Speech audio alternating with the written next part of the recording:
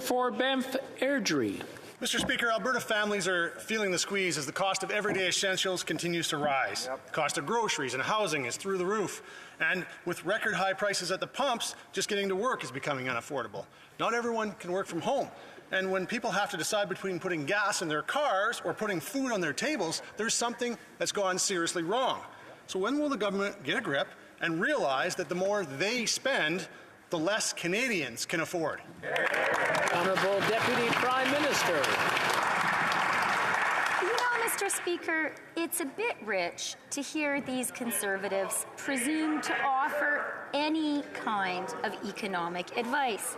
After all, let's remember, just before Christmas, when the Omicron wave was rising, it was these Conservatives who voted against Bill C-2 and the lockdown support, which is providing such essential support for Canadian workers and small businesses across the country. Support the CFIB says is essential.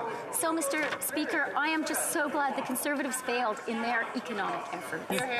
The Honourable Member for Banff Airdrie. Well, it's actually about time the government does actually start to listen to some of the Conservative economic advice. Because if the cost of living crisis wasn't hard enough for Alberta families, the government's also attacking their livelihoods. Canadian-made natural resources are a cornerstone of our economy and our Canadian identity.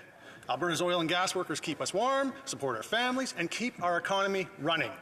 Yet this government continues to rely on high-carbon Saudi oil tankers over our own environmentally friendly Canadian energy.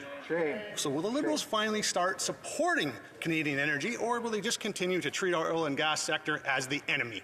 The Honourable Minister. Thank you, Mr. Speaker, and thank you to the Honourable Member.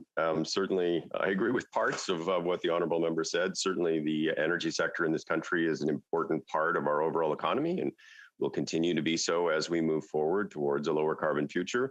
We are working actively with companies and with governments to ensure that we are creating the jobs and the economic opportunities for families that exist in Alberta, in Saskatchewan, in Newfoundland, and every province and territory in this country.